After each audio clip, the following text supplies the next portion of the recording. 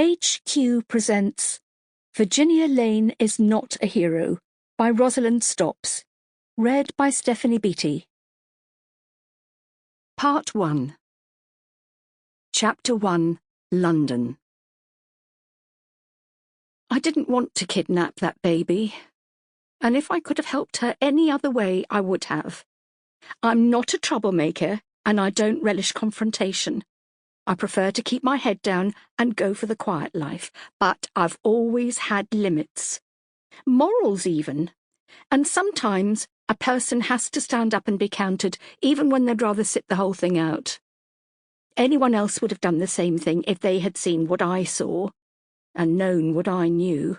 I'm sure of that. I'd had a very bad year. It happens sometimes to any and all of us. Some years just stink.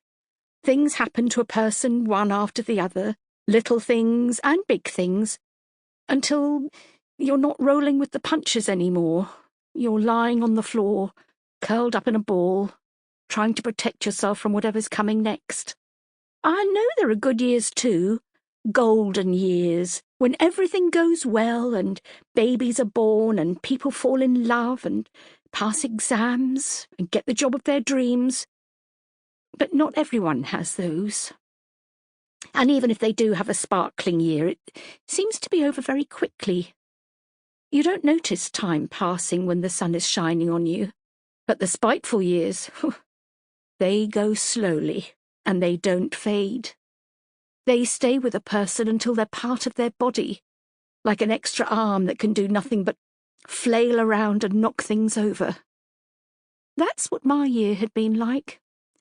And I was looking forward to seeing the back of it. I didn't have anything to look forward to except the possibility of getting out, finishing myself off, and closing the chapter and the book. I spent a lot of time looking out of the window. I'm not particularly curious about people, but I live in a flat in a Victorian house with big bay windows, and I have my desk in the biggest window so that I can catch the light. I wasn't writing much then, but it was a good place to sit, and much less lonely than turning inwards and staring at the four walls. I saw it all, but not in a nosy way. I liked seeing other people have other lives, going shopping, coming home again, taking dogs for a walk. I liked the fact that life was going on and that people were doing things even if I wasn't. I collected them. All the little things I saw, and I wished that I could put them into an album so that I could flick through it when there wasn't much happening.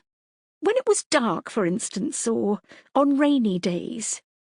It would have been nice to look back on the time the woman from number 10 slipped on the ice, and the young man picked her up as though they were in a film. Or the time that the little baby from number 6 noticed me in my window and smiled.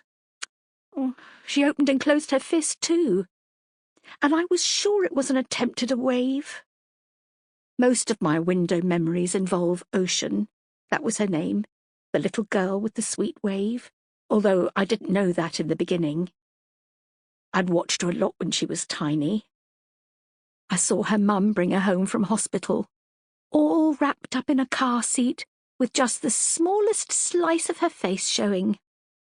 Her mum looked so proud, tired but triumphant, as if she'd won a gold medal, which I guess she had. The baby was so little I had to catch my breath. I described her to Jed, I remember that. He couldn't see at all by then, just shapes, he said, and some light and dark. He lay there on the bed, listening to me prattle on. I think it's a girl, I said, because I can see a lot of frilliness going on. He laughed at that, my Jed. Now I'm imagining the baby dressed like one of those toilet roll holders your mum used to have, V, he said. He was the only person who ever called me V.